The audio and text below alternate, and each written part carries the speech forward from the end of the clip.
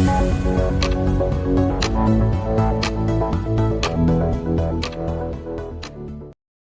दिन हो गए हैं, क्या कहना चाहते हैं? देखिए, आज हमारे धरना प्रदर्शन को 72 दिन हो रहे हैं। इन 72 दिनों में अभी तक हमारे किसी भी शासन से उच्च अधिकारी के द्वारा या हमारे सत्ता पक्ष से नेता मंत्री विधायक जी के द्वारा कोई आश्वासन नहीं दिया गया है। बीच में अभी हमारी एक माननीय मुख्यमंत्री महोदय जी केवलजी जी से वार्ता हुई थी। पहली वार्ता में उन्होंने समय लिया 5-6 दिन का और हमारी सभी मांगों को जायज ठहराया। प्रतिनिधि को भेज करके आपके शासनादेश धरना स्थल पर दे करके जो है धरने को समाप्त कराया जाएगा। वो समय 5-6 दिन बीतने के बाद 5 दिन और समय दिया, फिर भी कोई प्रतिनिधि नहीं आए। द्वितीय वार्ता हुई, द्वितीय वार्ता में भी यही बात आई कि आपकी सारी मांगें पूरी की जाएंगी, आप लोग शांतिप्रिय ढंग से जो है धरना प्रदर्शन करें और प्रतिनिधि को भेज करके शासनादेश दे करके धरने को समाप्त कराया जाएगा। आज फिर हमारा 4 दिन उस समय सीमा से ओवर हो रहा है और धीरे धीरे इन 72 दिनों में हमारे 7 कर्मचारी के साथ कैजुअल्टी हो गई। उच्च अधिकारियों के द्वारा जो प्रताड़ना है, मानसिक प्रताड़ित किया जाता है, कर्मचारियों को शोषण किया जाता है, जिसको कर्मचारी बर्दाश्त नहीं कर पाता और हार्ट अटैक का शिकार होते हुए जो है आकस्मिक उनकी मृत्यु हो जा रही है। तो इसको रोकथाम के लिए मैं माननीय मुख्यमंत्री महोदय जी से निवेदन करूंगा कि हमारे इस 72 दिन के संघर्ष की तरफ ध्यान आकर्षित करें और स्मारक परिवार पर एक अपनी आशीर्वाद प्रदान करने का काम करें, जिससे हमारे स्मारक परिवार में खुशहाल जीवन व्यतीत कर सकें। क्योंकि महंगाई की मार हम लोगों को भी मार रही है। ग्रेड पे 1300 में अब जीवन यापन नहीं चल पा रहा है। निश्चित वेतनमान का लाभ दिया जाए, प्रताड़ित परिवार को सेवा का लाभ दिया जाए, 7वें वेतनमान का लाभ दिया जाए, NPS के खाते खोले जाए और हमारे पैसे उसमें जमा कराए जाए। जो नियुक्ति वर्ष 2011 से निरंतर प्रथम वेतन से कटौती हो रही है, सवेतन चिकित्सक को पूर्ति दी जाए, स्थायीकरण पदोन्नति की जाए। 13 वर्ष होने जा रहे हैं, 10 वर्ष में हम लोग की पदोन्नति हो जानी चाहिए। 3 वर्ष बाद द्वितीय पदोन्नति आएगी। हम सभी लाभों से वंचित चल रहे हैं।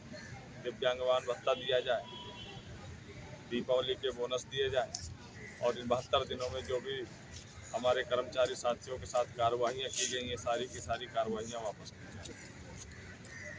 ठीक है, बाकी वो लोग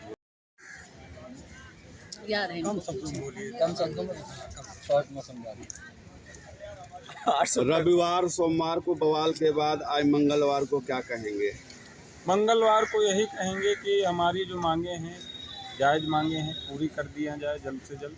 72 दिन हो चुके हैं और रही बात संघर्ष की, तो हम लोगों ने कड़ाके की सर्दी में, बरसात में हम लोगों ने जो जिन पल्लियों में बैठते थे उन्हीं पल्लियों को ओढ़कर हम लोगों ने संघर्ष किया है।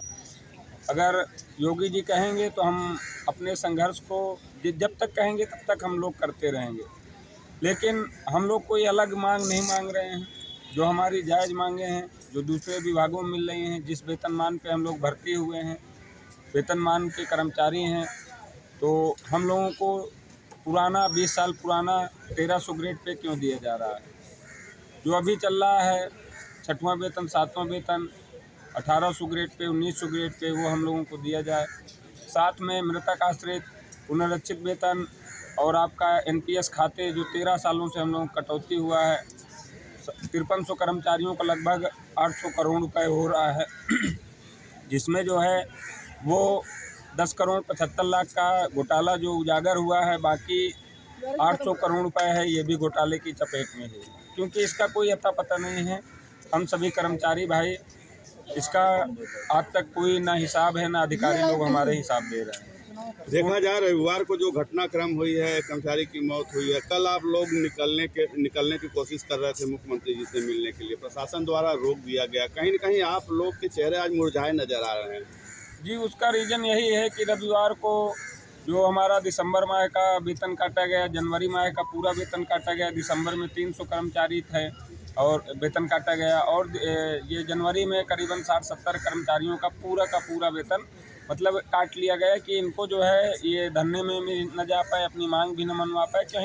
कहीं न कहीं इन लोगों का पोल खुलने का डर है कि हम लोगों की पोल न खुल जाए, इसलिए ज़्यादा से ज़्यादा कर्मचारियों को कैसे परेशान किया जाए और जो है इनको जो है वेतन काटा जाए। इसी बीच में जो हमारा कर्मचारी भाई ब्रजमोहन जी वो एक्सपायर हुए हैं, इसी प्रताड़ना से कि वो डेली धरना में यहीं आते थे और उनको धमकी दी जाती थी कि आप धरने में जाओगे तुम्हारा ट्रांसफ़र कर दिया जाएगा और जो है वेतन काट लिया जाएगा और सस्पेंड कर दिया जाएगा, बर्खास्त कर दिया जाएगा। इसी टेंशन में उसको थोड़ा बीपी बढ़ा और उसको मानसिक रूप से टेंशन हुई और वो उसको हार्ट अटैक आया और अस्पताल में लोक बंधु अस्पताल में उनकी जो है मृत्यु हो गई।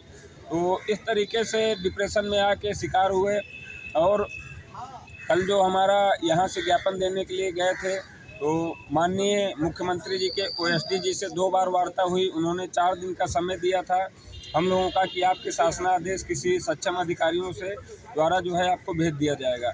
लेकिन पहली वार्ता में जब 4 दिन का समय लिया गया तो उसी समय माननीय मुख्यमंत्री जी और मोदी जी का प्रोग्राम था तो उसमें जो है काम नहीं हो पाया। तो दोबारा वार्ता में उन्होंने कहा कि ऐसा प्रोग्राम था, इस वजह से आपका काम नहीं हो पाया, 4 दिन का और हमको समय चाहिए, आपके शासनादेश इसी धरना स्थल में आ जाएंगे। तो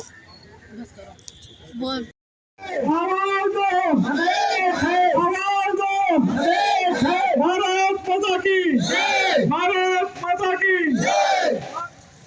कर्मचारी एकता जिंदाबाद जिंदाबाद, कर्मचारी एकता जिंदाबाद जिंदाबाद।